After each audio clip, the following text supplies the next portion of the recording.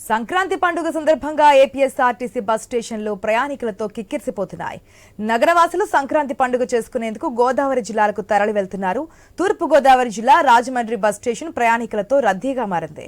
హైదరాబాద్, విజయవాడ, వైజాగ్ నుంచి అధిక సంఖ్యలో ఆర్టీసీ బస్సులు నడుపుతోంది. ప్రయాణికుల తాకిడిని దృష్టిలో పెట్టుకుని పండుగ దినాల్లో ఏపీఎస్ఆర్టీసీ ప్రత్యేక బస్సులు నడిపేందుకు ప్రత్యేక ఏర్పాట్లు చేశామంటున్న రాజమండ్రి డీఎం షబాన్తో మా ప్రతినిధి గణేష్ ఫేస్ టు ఫేస్.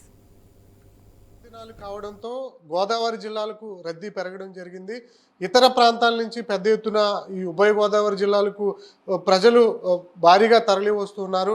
ఎక్కడో సెటిల్ అయ్యి ఈ సంక్రాంతి పర్వదినానికి వచ్చి ఇక్కడ కుటుంబాలతో కలిసి ఎంజాయ్ చేయడం ఆనవాయితీగా కూడా ప్రతి సంవత్సరం వస్తుంది. ఇదే క్రమంలో రద్దీ పెరుగుతున్నటువంటి క్రమంలో ఆంధ్రప్రదేశ్ ఆర్టీసీ ప్రత్యేక ఏర్పాట్లు చేయడం రాష్ట్ర వ్యాప్తంగా. ఇదే క్రమంలో తూర్పుగోదావరి జిల్లాలో ఉన్నటువంటి రాజమండ్రి డిపో నుంచి ఎట్లా ఏర్పాట్లు చేశారు, ప్రయాణికులకు ఎన్ని బస్సులు అందుబాటులో ఉన్నాయి, రెగ్యులర్గా ఉండేదానికంటే ఈ సంక్రాంతి పర్వదినాల్లో ప్రత్యేక ఏర్పాట్లు ఎలా జరిగింది తెలుసుకునే ప్రయత్నం చేద్దాం. డిపో మేనేజర్ మనతో ఉన్నారు, ఆమెను అడిగి తెలుసుకునే ప్రయత్నం.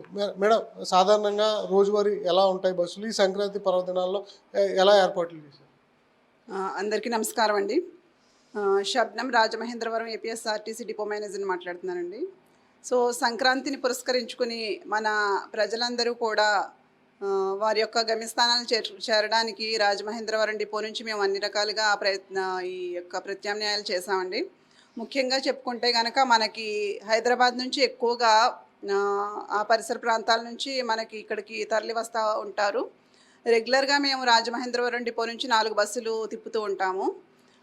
ఈ సంక్రాంతిని పురస్కరించుకుని మనం 9, 10, 11, 12 తారీఖుల్లో అటు నుంచి స్పెషల్స్ ఓపెన్ చేయడం జరిగిందండి. రెగ్యులర్ సర్వీసులతో పాటు స్పెషల్స్ని ఓపెన్ చేశాము.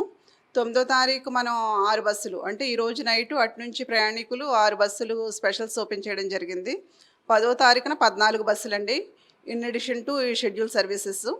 అలాగే 11వ తారీఖు 14 బస్సులు, 12వ తారీఖు 14 బస్సులు ఓపెన్ చేయడం జరిగింది. అలాగే మనకి హైదరాబాద్ సర్వీసులు ఒక ఎత్తు అనుకుంటే కనుక మన బస్ స్టాండ్లో విజయవాడ, వైజాగ్ వెళ్ళడానికి కూడా షెడ్యూల్ సర్వీసులతో పాటు స్పెషల్ సర్వీసులను కూడా ఏర్పాటు చేయడం జరిగింది. ఆ డేస్లో మేము బస్ స్టాండ్లోనే ఉంటూ అప్పుడు ట్రాఫిక్ ఎటుంటే అటు స్పెషల్ సర్వీస్ని పెట్టి ఆపరేట్ చేయడం జరుగుతుంది, షెడ్యూల్ సర్వీసులు ఫుల్ అయిపోయిన పక్షంలో. సంక్రాంతిలో ఎక్కువ క్రౌడ్ను దృష్టిలో పెట్టుకుని ప్రైవేట్ ట్రావెల్స్ రేట్లు విపరీతంగా పెంచుతున్నారు. ఆర్టీసీ ధరలు ఏమైనా మార్పులు ఉన్నాయి, యథావిధిగా కొనసాగు? ఆర్టీసీ ధరలో ఎటువంటి మార్పు లేదండి. మన రాష్ట్ర ప్రభుత్వం వారి ఆదేశాల మేరకు, అలాగే మా హెడ్ ఆఫీస్ వారి ఆదేశాల మేరకు ఏదైతే షెడ్యూల్ సర్వీస్కి నార్మల్ ఫేర్ కలెక్ట్ చేస్తున్నామో అలాగే ఈ స్పెషల్ సర్వీసులు అన్నిటికీ కూడా నార్మల్ ఫేరే కలెక్ట్ చేస్తామండి.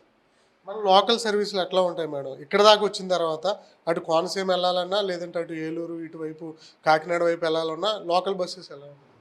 సో రెగ్యులర్గా మేము ఆపరేట్ చేసే బస్సులు వాళ్ళు హైదరాబాద్ నుంచి కానీ లాంగ్ డిస్టెన్స్ నుంచి ఇక్కడికి వచ్చిన తర్వాత లోకల్ ట్రాఫిక్ కూడా ఎక్కువ అమలాపురం వైపు, రావులపాలెం వైపు, కాకినాడ వైపు వెళ్తూ ఉంటారు.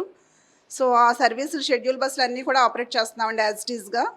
అలాగే సడన్గా ఏమైనా స్పర్ట్ వస్తే కనుక, పర్టికులర్ ప్లేస్కి ఏమైనా వస్తే కనుక ఎక్స్ట్రా ట్రిప్పులు పెట్టి క్లియర్ చేయడం జరుగుతుందండి. రద్దీ ఎక్కువ ఉంటుంది కదా మేడం, రిజర్వేషన్లు అందుబాటులో ఉంటాయి, బస్సులో ఎక్కి టికెట్ తీసుకుంటాం? లాంగ్ డిస్టెన్స్ విజయవాడ, వైజాగ్ అయితే కనుక రిజర్వేషన్లు ఉంటాయండి. ఈ కాకినాడ, అమలాపురం, ఏలూరుకి రిజర్వేషన్లు ఉండవు.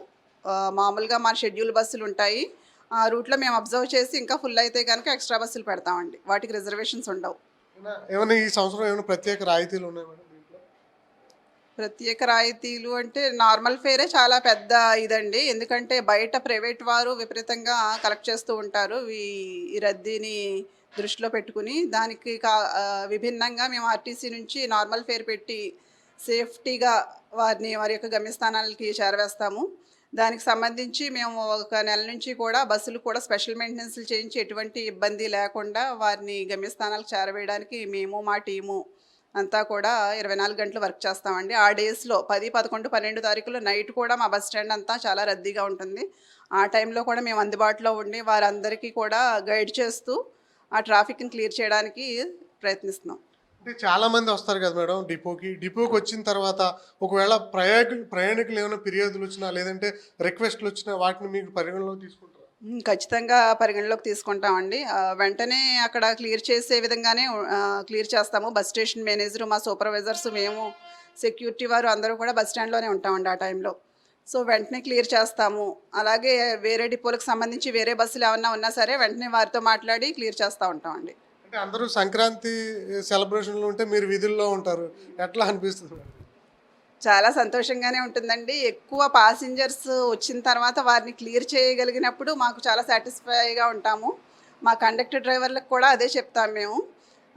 పండగ అందరూ జరుపుకునేలా చేయడం చాలా పెద్ద రెస్పాన్సిబిలిటీ అండి. దాంట్లో జాబ్ సాటిస్ఫాక్షన్ని చూస్తాం మేము.